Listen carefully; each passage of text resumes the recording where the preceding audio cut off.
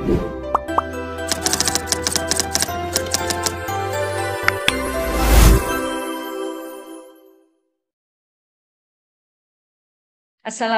warahmatullahi wabarakatuh. Alhamdulillahirabbil alamin. Berjumpa lagi dalam pendampingan Ibu Bapak dan Mbak Mas sekalian. Ini sebagai bekal saya untuk apa sih sebetulnya kita ini menulis karya ilmiah.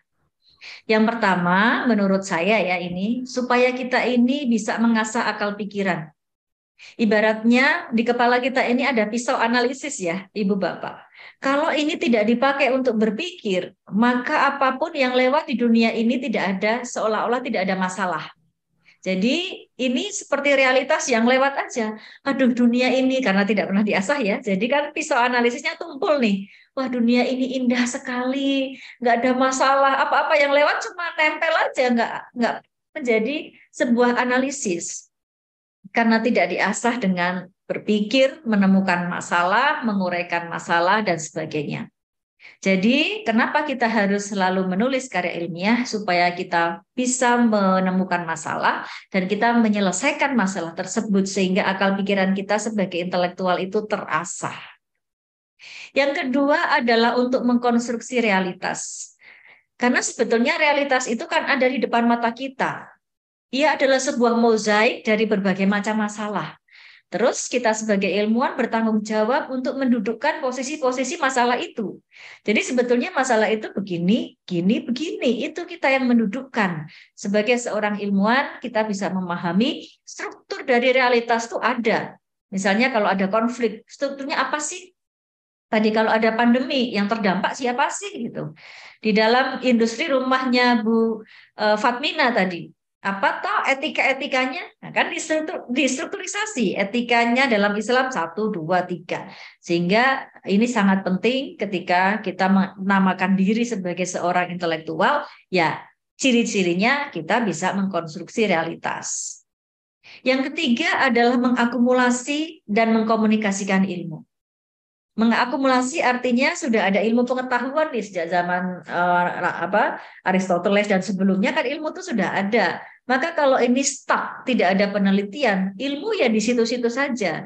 Nah, dengan penelitian kita seiring dengan realitas yang berkembang, tentu harus ilmu itu diperbarui. Caranya adalah dengan penelitian, penelitian, penelitian, penelitian yang akan mengakumulasi ilmu, bisa menambahkan, bisa memberi contoh, kemudian bisa mengkonfirmasi, mengklarifikasi dari penelitian-penelitian yang terdahulu. Itulah yang disebut dengan mengakumulasi sekaligus mengkomunikasikan ilmu. Jadi di sini intinya kita sebagai intelektual itu punya peran di dalam pengembangan ilmu. Tidak hanya sekedar menyampaikan ilmu, tetapi memproduksi ilmu pengetahuan. Nah, di sini saya juga ingin bertanya kepada ibu-ibu dari seluruh Indonesia ini ya, apa sebetulnya perbedaan antara ilmu dengan pengetahuan, ibu-ibu dan bapak-bapak sekalian? Ya, yang kita tuliskan di jurnal-jurnal nanti itu ilmu atau pengetahuan ya? Jadi dari bawah ya, bahwa ketika kita menjumpai realitas itulah sebuah pengetahuan, yaitu hasil tahu atau informasi apapun ya, yang terbentuk setelah seseorang melakukan penginderaan. Indera kita bergerak semua untuk memahami realitas itu. Jadi itu adalah pengetahuan. Tahu, tahu, tahu, kata kuncinya tahu, tahu, tahu yang masuk di indera kita. Nah, hasil tahu, tahu, tahu ini kan kemudian kita dekati dengan metode. Metode dari kata met dan hodes atau melalui atau cara. Kalau saya sering mengartikan metode ini bukan cara ya. Karena cara itu kan bisa apa namanya nggak urut gitu ya. Bukan juga langkah karena langkah itu bisa ke depan, bisa ke kanan, bisa juga ke belakang. Tapi saya sering mengartikan metode ini sebagai prosedur. Kalau prosedur sudah terbayang runtutannya apa, ABCD-nya itu jelas. Sehingga metode itu apa? Prosedur untuk mendekati tujuan atau di dalam memahami objek. Dari prosedur itulah kita akan menganalisis ya, mengetahui secara detail sesuatu dan menguraikan strukturnya. Strukturnya bagaimana sih? Hubungan antar bagiannya bagaimana sih? Selalu ingat saya dengan Hajah Fatmina ini ya. Strukturnya etika apa namanya bisnisnya Jabat Minat bagaimana strukturnya? Bagaimana hubungan antar bagiannya? Apa sebab musababnya? Bagaimana duduk perkaranya?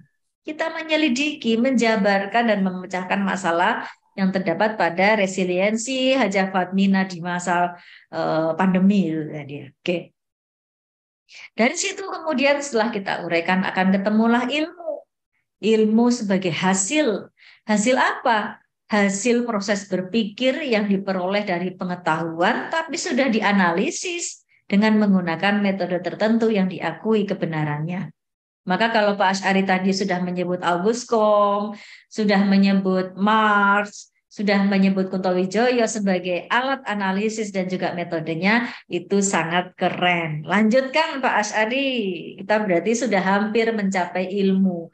Siap, Bukan siap. pengetahuan. Oke. By the way, saya telah mendefinisikan apa itu ilmu ya. Nah, yang kita tulis di jurnal-jurnal itu nanti harus digarisbawahi bukan pengetahuan, melainkan ilmu ya. Ilmu adalah hasil pemikiran. Jadi ibu bapak harus ada yang keluar dari sini. Kenapa harus saya tekankan ini? Karena kebanyakan orang membuat jurnal itu dari hasil ngambil dari mana-mana, digoreng menjadi satu, jadilah sebuah tulisan. Kadang-kadang begitu. Orang bikin makalah juga begitu. Ngambil. Wah, ini temanya sama. Goreng jadi tulisan, kemudian baru dimasukkan ke jurnal. Sebetulnya ketika kita melihat fenomena, terus ada masalah, kita mikir dulu, masalah ini sebetulnya terjadi karena ini. Nah, pikiran kita ini tadi, hasil pemikiran kita, baru kita cari data-datanya, bukti-buktinya, fakta-faktanya. Nah, itu hadir belakangan. Makanya saya selalu menyampaikan ke mahasiswa-mahasiswi dan juga yang saya bimbing di pelatihan-pelatihan, termasuk pelatihan penulisan ilmiah bagi penghulu di Kemenang itu, saya seringkali dipanggil untuk mendampingi, Pak. Nah, ini karena penghulu-penghulu pun sekarang nulis karya ilmiah, apalagi ibu bapak yang dosen-dosen, wajib banget nulis karya ilmiah, mereka aja yang tugasnya penghulu nulis karya ilmiah ya. Nah, eh, apa? Yang paling penting adalah memahami karya ilmiah itu argumentasi penulisnya, bukan deskripsi. Nah, misalnya Bapak Ibu meneliti panti asuhan, lalu menjelaskan panti asuhan itu keren banget loh gini itu namanya adalah deskripsi. Tapi kalau Bapak Ibu bertanya, panti asuhan kok digunakan untuk penanaman ideologi tertentu ya? Itu baru sebuah masalah. Ya. Jadi jangan menggambarkan panti asuhannya bagaimana, tapi mengapa panti asuhan itu begini. Jadi sifatnya karya ilmiah itu argumentatif, yang nanti kita buktikan dengan bukti-bukti, fakta-fakta dan referensi, ya, bukan hanya deskriptif atau hanya menjelaskan, menggambarkan saja. Nah, berikutnya adalah pada suatu disiplin ilmu. Nah, kenapa kemudian Bu Wartia saya minta ganti topik? Karena itu temanya belum jelas dari disiplin ilmu apa.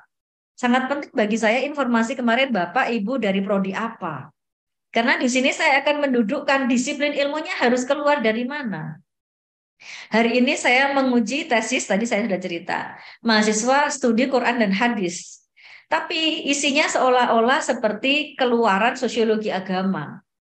Ya, itu namanya lompat pagar, walaupun dia hanya berbicara tentang air ya, air hataman, bagaimana yang diperoleh masyarakat dari air hataman itu.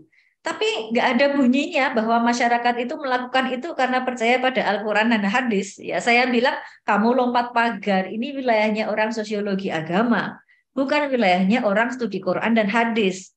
Di dalam studi Quran dan hadis ada living Quran. Tapi harus menjelaskan Qurannya apa, hadisnya apa yang dipahami oleh masyarakat sehingga mereka mempercayai air hataman itu. Jadi jelas ya, kalau yang namanya karya ilmiah itu harus distingsinya jelas. Distingsi adalah kekhasan dari ilmunya itu jelas. Lahir dari disiplin ilmu apa. Makanya prodi apa sih Bapak Ibu itu harus melekat pada karya-karya ilmiah yang dihasilkan. Selanjutnya, harus disusun secara sistematis. Kalau di jurnal berarti ada latar belakangnya, kemudian ada kajian pustakanya, ada pembahasannya, result atau hasilnya ya, dan ada kesimpulannya. Setiap jurnal memiliki sistematika berbeda-beda, diikuti jurnal yang akan dituju yang mana. Berikutnya adalah logis. Logis berarti bisa diterima nalar, ya. Kalau kita tanya, kamu ngambilnya dari mana? Tadi tesis kedua yang saya uji ngambilnya dari YouTube-nya TGB, ya, TGB di Lombok. YouTube dari mana? Oh, ternyata rujukan YouTube-nya nggak jelas, bukan YouTube yang official. Maka saya nggak bisa, akal saya nggak bisa terima karena itu bukan YouTube official. Nggak logis penjelasan tentang bagaimana pemikirannya TGB, nggak logis. Logis berarti harus diterima, bisa diterima oleh akal. Berikutnya adalah benar. Tidak boleh yang hoax ya. Kita harus mempunyai kemampuan untuk memilih mana yang benar dan mana yang salah. Ya. Di dalam bahasa Al-Qur'annya kan gitu. Dan jelas mana yang benar, mana yang salah. Kita pilih yang benar saja untuk menulis karya ilmiah. Kemudian harus bertanggung jawab. Misalnya kita menggunakan data, ya data itulah yang benar, bukan dibuat-buat. Kenapa saya tampilkan begitu? Karena ada pernah kenalan saya itu yang terpaksa harus diproses secara kenaikan pangkatnya ya, karena tulisannya ternyata dilaporkan oleh orang yang diwawancarai bahwa ia ditulis secara tidak benar. Dalam jurnal yang sudah dimuat, dia ditulis sebagai orang Hindu, ya, yang mempunyai kata-kata begini gitu hasil wawancara. Padahal dia sebetulnya Islam dan dia nggak bisa terima. Saya tuh Islam, kenapa diwawancarai sebagai Hindu? Nah, itu berarti jurnalnya datanya ngawur ya. Yang penting seperti seolah-olah dia wawancara orang Hindu, padahal itu temannya sendiri gitu maksudnya. Itu nggak bisa Ibu Bapak, datanya harus betul-betul bertanggung jawab serta menggunakan bahasa yang baik dan benar. Artinya kata-kata yang tadi saya sampaikan ke Pak Asyari, analisis itu betulnya jangan analisa lagi. Kemudian nil ya, sentimental tadi, tradisional, kemudian koordinasi, akomodasi itu juga harus diperbaiki. Yang baik belum tentu benar, Ibu Bapak sekalian, karena kadang-kadang yang baik juga tidak sama dengan benar. Misalnya gini, kata-kata yang sering digunakan itu dikarenakan, ya seolah-olah itu baik dan santun. Hari ini saya tidak masuk dikarenakan saya sakit. Seolah-olah lebih santun daripada mengatakan hari ini saya tidak masuk karena sakit. Nah, dikarenakan seolah-olah lebih santun. Tapi itu salah. Kenapa? Karena kata karena itu kata sambung, bukan kata kerja. Nggak bisa dia dijadikan dikan, seperti juga nggak bisa menjadi mengarenakan. Ya, dikarenakan kan nggak ada mengarenakan. Wong itu kata sambung kok dibuat jadi kata kerja kan nggak bisa. Dikarenakan buktinya nggak bisa mengarenakan. Kalau disebabkan bisa, ada juga menyebabkan. Nah, oleh karena itu penggunaan kata dikarenakan itu salah. Walaupun dia dalam penggunaannya sangat baik atau sangat santun. Itulah kenapa sering dikatakan bahasanya harus baik sekaligus juga benar. Gitu ya Ibu Bapak ya, kita lanjut. Nah, ini nanti Ibu Bapak harus selalu berawal dari masalah. Maka saya katakan tadi, masalahnya apa, masalahnya apa, masalahnya apa, supaya tidak deskriptif, tapi menemukan sesuatu. Masalah adalah ketidaksesuaian antara das Sollen dengan das Sein. Ketidaksesuaian antara apa yang seharusnya terjadi dan apa yang ternyata terjadi. Harusnya, biasanya masa pandemi orang-orang pada kolaps, kok aja Fatmina nggak kolaps? Berarti ada resiliensi. Apa etikanya supaya dia resilience atau bisa bertahan? Nah, gitu. Tadi Pak Asyari, jangan sampai terjebak pada deskripsi pemikirannya Al-Razi. Ya. Karena kalau terjebak nanti hanya menjelaskan pemikiran dia tuh gini. Gitu. Gue lihat kalau tulisan saya, harusnya ulama itu baik terhadap orang yang berbeda pandangan. Tapi kenapa Nuruddin Araniri yang saya teliti, Nuruddin Araniri di dalam 3 karyanya, Tibyan fi Ma'rifatil Adyan, kemudian Hujatus Siddiq Lidaf Izindik, kemudian Fathul Mubin Alal Mulhidin, kok malah Nuruddin Aradiri menyuruh memerangi pengikutnya Hamzah Fansuri, kenapa gitu. Jadi ada dasol dengan dasin. Harusnya begini kok begini, nggak nyambung antara harapan sama realitas kok nggak sama. Antara ekspektasi sama realitas kok nggak sama. Antara apa yang seharusnya terjadi dan apa yang ternyata terjadi kok nggak matching, itulah yang disebut sebagai masalah. Selanjutnya, kita harus memiliki argumen dari hasil pengamatan kita terhadap masalah tadi. Kita bukan deskriptif, tetapi kita ini argumentasi. Sadarlah yang sadarlah jenis bahwa karya ilmiah itu argumentatif, bukan deskriptif. Nah, kemudian ibu bapak harus memiliki referensi yang cukup, tinjauan pustakanya harus baru, pendekatannya apa ya, dan organisasikan tulisan dengan baik, judulnya apa, latar belakangnya apa, konsep-konsepnya apa. Habis itu baru tulislah karangan dengan baik, dan cermati, ingat, dan serta konsisten di dalam menyunting, kenali perkembangan bahasa terkini, seperti sufiks tadi ya, al, sa, sa. Lalu ingat istilah-istilah baru seperti penyintas ya, itu kan istilah-istilah baru. Moderasi, wasatiyah, semuanya harus pas supaya kita tidak membodohi pembaca, tapi justru menggunakan kata-kata yang terkini. Nah, pekan lalu saya sudah menyampaikan bahwa judul ini adalah abstraksi tertinggi dari sebuah teks. Kenapa abstraksi? Kenapa ringkasan atau intisari tertinggi? Karena sekali melirik judul Anda, orang akan tahu masalahnya itu apa, masalah ada di mana, masalah didekati dengan cara apa.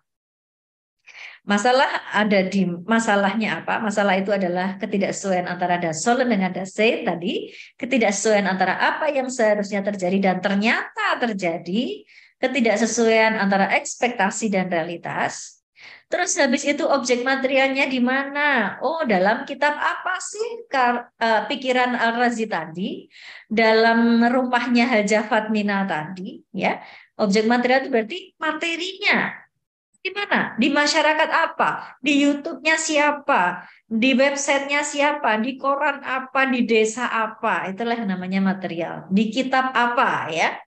Kemudian baru cara analisisnya kita tulis, mau tinjauan filologi, tinjauan gender, tinjauan sosiologi agama, tinjauan psikologi agama, atau mau tinjauan filsafat modern, tinjauan apa, di sini, atau tinjauan profetik kalau Pak Asy'ari tadi pakai Kunto Wijoyo, tinjauan profetik atau pakai apa gitu. Jadi analisisnya tuh jelas kita eksplisitkan. Insya Allah kalau kita judulnya aja udah tergambar, ada 3 masalah ini, pengelola jurnal lirik kok ya. Buktinya apa? Buktinya mahasiswa saya tuh kemarin ada laporan ada orang 17 yang dimuat di jurnal. Udah saya download semua. Saya hitung 17 yang dimuat di jurnal. Ih, keren banget. Nah, S2 di kelas saya ya. 17 Pak yang dimuat di jurnal. Saya suruh mereka pokoknya rogoh hatinya pengelola jurnal dengan apa? Kamu judulnya harus wow banget, yaitu masalahnya apa, materinya apa, cara analisisnya gimana. Ya, masalah di dalamnya nanti. Yang penting dari judulnya pengelola jurnal udah kepegang, udah tertarik dulu. Oh, jelas banget nih orang ini. Menunjukkan masalahnya di mana, materinya di mana, cara analisisnya di mana. Keren sekali kan gitu. Kemarin saya download kok tiba-tiba 17 ternyata laporannya teman-teman ini. Oke.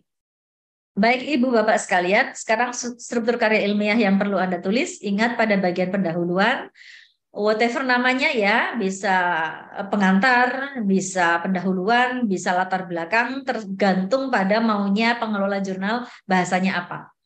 Yang penting di sini Ibu Bapak kalimat utamanya harus kalimat yang sangat menarik. Jangan boseni ya, boseni itu bikin bosan. Penyakitnya orang menulis jurnal itu mengawali dengan definisi. Misalnya mau nulis tentang pernikahan dini, memulai dari definisi. Pernikahan adalah ya. Kemudian mau nulis tentang pandemi ya. Pandemi adalah gitu. Jadi usahakan di paragraf awal tuh jangan definisi, itu membosankan sekali ya. Orang baca langsung definisi. Kenapa sih? Karena definisi itu sudah konseptual. hindari konseptual di paragraf pertama. Jadi kita bicara apa? Bicara fenomena, ya. Misalnya pada masa pandemi yang kemarin gini, atau remaja saat ini, bla bla bla bla bla. Cerita saja sebuah fenomena-fenomena. Nah, kemudian upayakan bentuknya adalah piramida terbalik, ya, dari hal yang umum, kemudian kita akan masuk kerucut pada masalah. Tadi saya memberikan masukan pada tulisannya Pak Asy'ari yang bentuknya masih begini. Karena bicara tentang historis, masuk lagi ke masa kini, keluar lagi historis, masuk lagi ke masa kini, ya. Nah, itu yang bagus adalah piramida terbalik. Kita bicara yang umum, kemudian masuk mengerucut pada urgensi tulisan dan pada masalah kita. Setelah itu baru kita sampaikan masalahnya dan diikuti dengan teori-teori dan metode. Ibarat pisau, gunakan pisau-pisau ini yang paling sesuai, ya. Jadi semuanya itu harus berawal dari masalah, teman-teman sekalian. Ibaratnya orang masak, kita tuh kalau mau masak mikirin bahannya dulu, jangan mikirin pisaunya dulu kan gitu. Di kulkas punya apa ya? Oh, punya wortel, punya kol, punya loncang, punya seledri. Loncang itu daun bawang ya. Punya seledri. Oke, kalau begitu kita mau masak sop gitu. Nah, sehingga kita mencari pisau dapur yang sesuai untuk sayur-sayuran itu. Nah, kalau misalnya kita punya daging, kita mencari pisau yang untuk daging, jangan cari pisau yang untuk agar-agar. Nah, kan gak akan bisa untuk mencacah-cacah daging. Jadi kalau Anda suka banget sama teori gitu, jangan kemudian mikirin teorinya dulu, baru nyari-nyari masalahnya. Itu seperti orang masak, sudah punya pisaunya, baru nyari-nyari di pasar gitu. Ya, maka ibarat pisau gunakan yang paling sesuai dengan masalah, bukan dengan pisaunya, baru masalahnya ikut. Modalnya adalah ibu bapak sudah memahami teori. Saya yakin karena di sini dosen-dosen semua teori itu udah banyak di kepala ya. Tinggal dipanggil aja yang paling sesuai untuk keadaan realitas yang Anda temukan. Metodenya nanti harus selalu selaras dengan teori. Kalau teorinya nanti untuk persoalan studi lapangan, ya Anda jangan menggunakan metode yang library research, banyak-banyak library research gitu. Harus cocok antara teori dengan metode. Kalau Pak Al-Razi kayaknya ilmunya sama dengan saya, mungkin kebanyakan studi teks ya, karena saya juga di Usuluddin, maka akan banyak menggali dari sisi tekstual. Metodenya tentu tidak wawancara di lapangan, kecuali mau mengukur dampaknya atau impact terhadap pemikiran-pemikiran yang tersimpan di teks-teks itu. Berikutnya bagian yang ketiga, ini bagian result ya. Kalau di dalam jurnal adalah pembahasan, ibu bapak nanti mengawali sebagai gambaran umum, kemudian diikuti dengan teori, metode, sifatnya bukan argumentasi, ingat yang tadi saya katakan, bukan deskripsi. Dan setiap argumen itu harus ada bukti-buktinya. Kalau Anda berargumen masalahnya itu disebabkan karena ini ya, buktinya apa, referensinya apa, itu semua harus ada. Lalu kemudian Anda akhiri dengan penutup. Penutup ini adalah jawaban dari masalah ibu bapak ya. Kalau masalah ibu bapak tadi dua, berarti di penutup Anda harus punya kesimpulan dua. Jangan lebih dari itu. Jangan menjawab apa yang tidak Anda tanyakan sendiri. Jadi ini sifatnya bukan ringkasan, tetapi membuat logika penyimpulan. Nah, dijelaskan kenapa sampai kemudian kita membuat pernyataan-pernyataan menuju kesimpulan itu juga dijelaskan. Jadi bukan hanya disampaikan dengan demikian kesimpulannya 1, 2, 3, tapi logika penyimpulannya juga disampaikan. Buktikan secara teoritis dan praktis bahwa penelitian Anda itu tidak ada gunanya. Harus berguna bagi pengembangan ilmu ya. Anda sampaikan penelitian saya ini nanti berguna secara teoritis maupun praktis bagi pengembangan ilmu apa begitu. Dan Anda tidak perlu menyapa karena saya sering mendapat kiriman naskah yang akhirnya tuh pakai menyapa. Demikianlah tulisan ini mudah-mudahan bermanfaat bagi pembaca. Itu kalau nulis artikel populer ya, kalau karya ilmiah nggak usah say hello, say thank you buat semua orang. Terima kasih semua redaksi, terima kasih semua penyunting, nggak usah sebutkan. Selesai.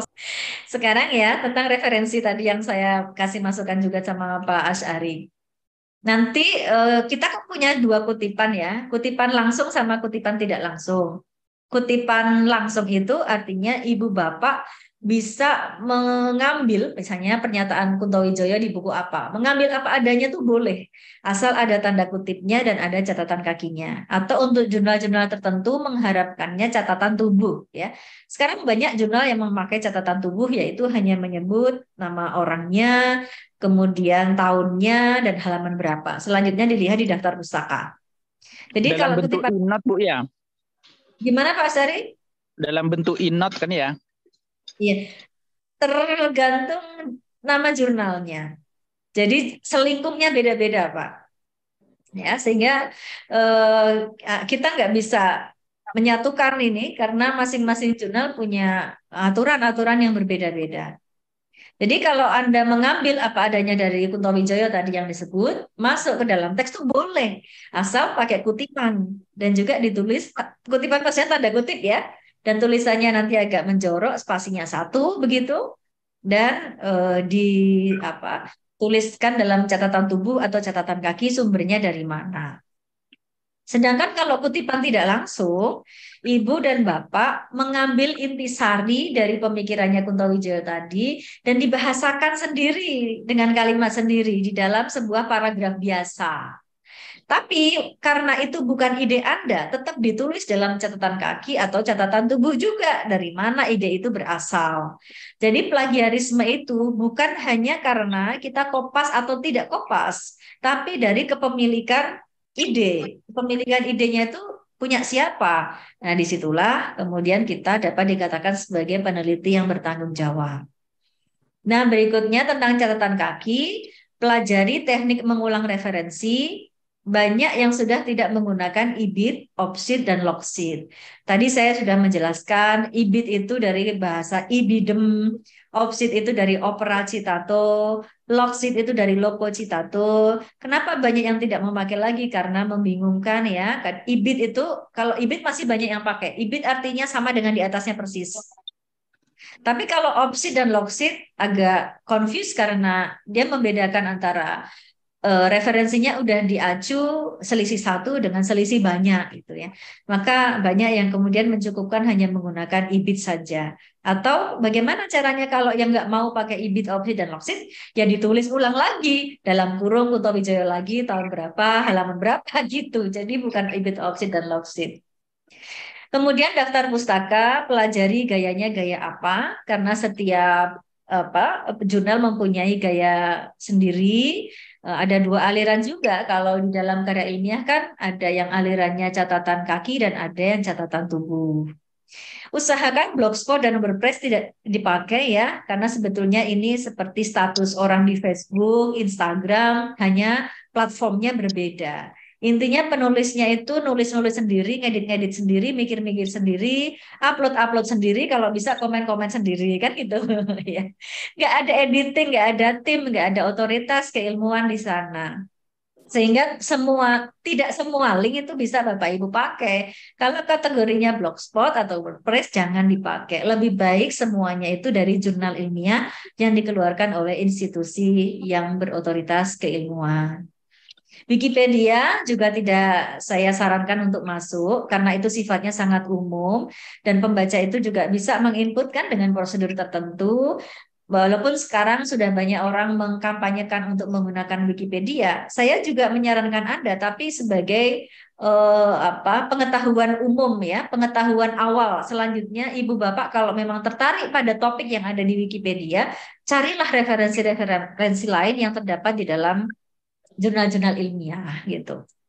Untuk jurnal harus diutamakan ya teman-teman semua karena disinilah akumulasi ilmu itu terjadi. Makanya jurnal itu kan ada Sinta 1, Sinta 2, Sinta 3, Sinta 4, Sinta 5, Sinta 6 ya. Karena itu semua untuk menunjukkan bahwa kualitas tulisannya itu mengakumulasi ilmu atau enggak. Kadang ada yang jurnal yang layamutu walayahya ya, mati enggak tapi ada gitu. Nah, itu berarti dia nggak berusaha mengakumulasi ilmu karena ilmu terus berkembang kok jurnalnya mandek gitu. Kemudian untuk plagiarisme, saya betul-betul wanti-wanti ke Bapak Ibu semua, kalau plagiarisme itu the act of presenting another works as your own. Jadi kalau bukan dari pemikiran Bapak Ibu, walaupun sudah diutak-atik kalimatnya, tolong masukkan di dalam catatan tubuh atau catatan kaki. Karena itu not your own. Karena itu bukan pemikiran Bapak Ibu sekalian. Saat ini plagiarisme sangat mudah ya, karena ada aplikasi Turnitin. Begitu kita memasukkan teks ibu bapak, sekian detik kita langsung tahu ibu bapak ini kalau kopas, kopas dari mana saja. Nanti ada warna-warninya untuk menunjukkan kalimat ini ngambil di website apa, kalimat ini ngambil di website apa, warna-warni, setiap website warnanya beda ya. Itu adalah aplikasi Turnitin. Jadi di era yang seperti ini, ibu bapak mudah sekali untuk mendapat ya, untuk mengambil informasi dari mana saja. Tapi kami juga mudah untuk mendeteksi plagiarisme yang terjadi, orang itu kopas atau mengambil dari mana saja. Intinya supaya kita tidak terlibat di dalam plagiarisme adalah jangan M dan jangan ingin W ya. Jangan malas, karena kalau malas terus kerjaannya cuma kopas-kopas. Memang karya ilmiah membutuhkan effort yang luar biasa. Dan juga jangan ingin dibilang W, ingin dibilang wow ya. Wah, pikirannya bagus banget. Wow, keren. Padahal sebetulnya itu mengambil dari pemikirannya tokoh tertentu ya.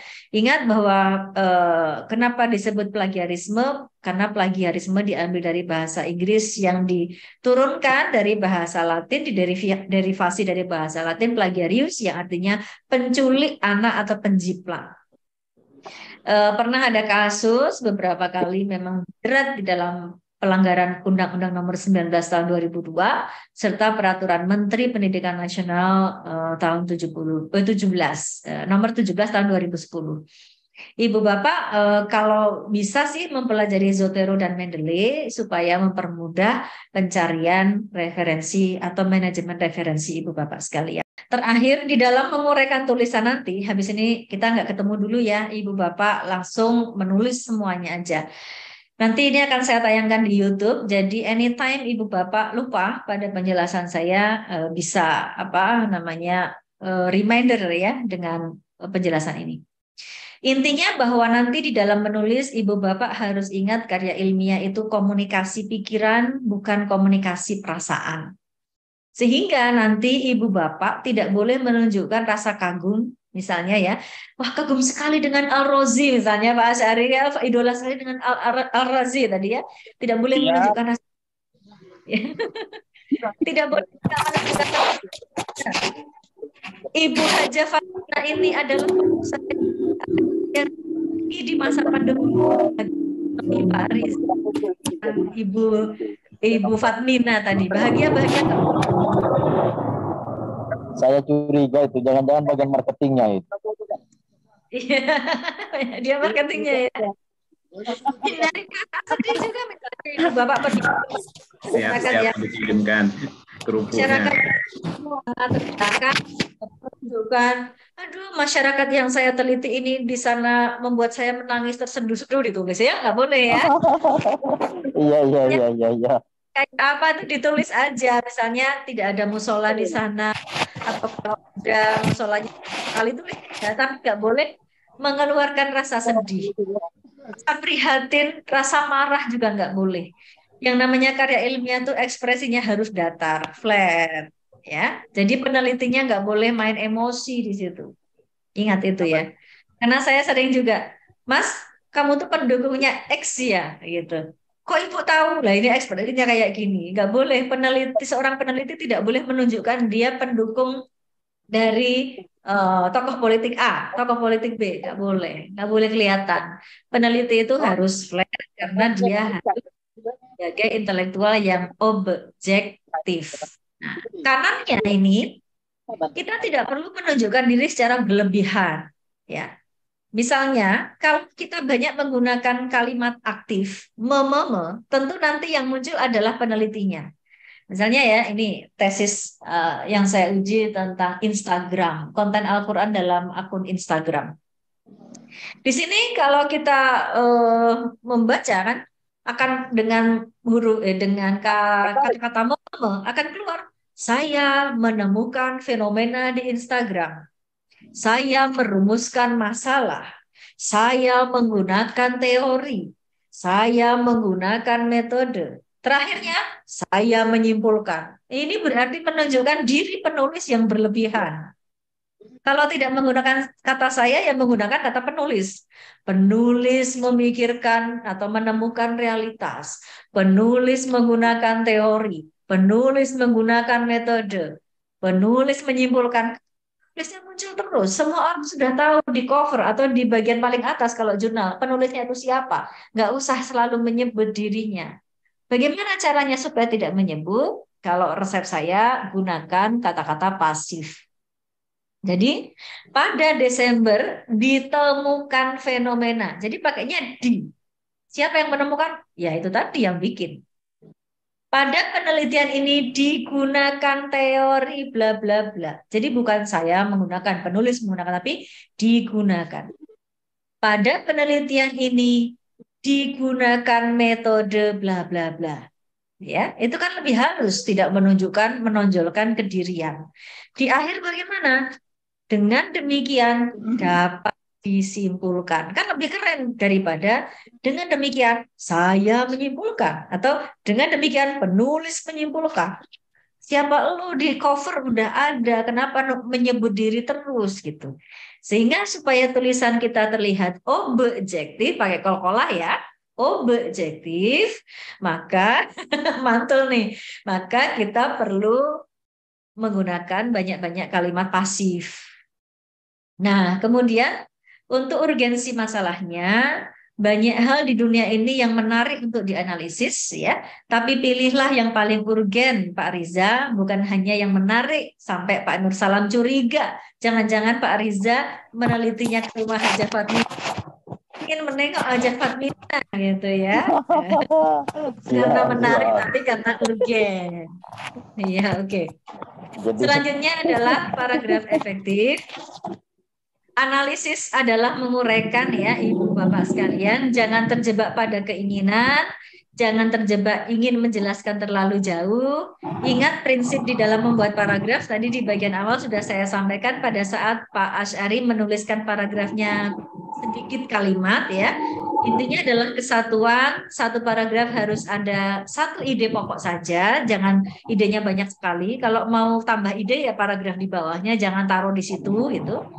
Terus prinsip kelengkapan, satu paragraf harus ada satu kalimat utama dan beberapa kalimat penjelas ya. Kemudian ada kepaduan, setiap kalimatnya itu erat hubungannya serta kebakuan. Kata-kata yang digunakan harus baik dan juga benar. Kemudian kalimatnya harus lengkap, subjek dan predikatnya harus lengkap. Subjek itu bukan orang loh Bapak Ibu, karena yang namanya kalimat itu enggak semuanya jumlah fi'liyah ya. Tapi kalimat kan juga ada jumlah ismiyah, sehingga subjek itu bukan pelaku melainkan subjek itu pokok pikiran. Kemudian predikat itu bukan kata kerja, bukan hanya pekerjaan ya, tapi predikat itu adalah penjelas subjek ya. Kan orang seringnya mengartikan subjek itu pelaku, predikat itu pekerjaan. Nah, tapi kan jumlah itu bukan hanya jumlah fi'liyah, melainkan juga jumlah ismiyah ya, sehingga kalau dalam kata-kata ilmiah atau karya ilmiah itu tidak pernah ada kata-kata yang sederhana. Ibu menyiram bunga, ayah membaca koran, Rina menyapu lantai, adik nonton TV kan gitu. Nah, ya kayak apa kata-kata yang dikritisi oleh para aktivis gender ya di buku-buku bahasa Indonesia, kata kerjanya itu yang perempuan kerja terus, yang laki-laki enak-enakan terus gitu ya. Gak ada kata-kata sederhana. Yang ada itu beberapa bulan terakhir ini terjadi bla bla bla bla gitu. Sehingga yang namanya subjek itu adalah pokok pikiran. Predikat itu adalah penjelas, itu harus. Gunung Merapi meletus, kan pokok.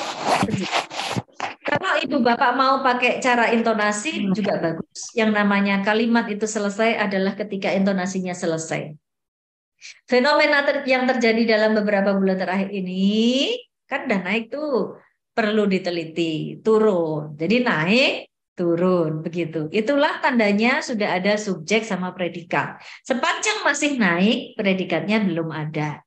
Nah, itu penting juga karena kadang-kadang sebagai pengelola jurnal, kalau banyak-banyak kalimatnya nggak nyambung, subjeknya kadang hilang, predikatnya kadang juga hilang, kita minta untuk kembalikan menjadi perbaiki gitu. Kemudian yang terakhir adalah drafting. Sesenior apapun Anda, drafting untuk mengorganisasikan tulisan sangat diperlukan ya. Untuk apa? Untuk memandu uraian hingga awal dan akhir. Kalau langsung nulis di komputer nanti jadinya nggak ada komposisi yang pas ya. Tapi kalau ibu bapak drafting dulu, latar belakangnya mau gimana, rumusan masalahnya mau gimana, ini temuannya 1, 2, 3 drafting dulu, insya Allah akan lebih lancar dibandingkan dengan langsung menulis di komputer. Itu dari saya, Ibu Bapak, mudah-mudahan bermanfaat gitu. Assalamualaikum warahmatullahi wabarakatuh.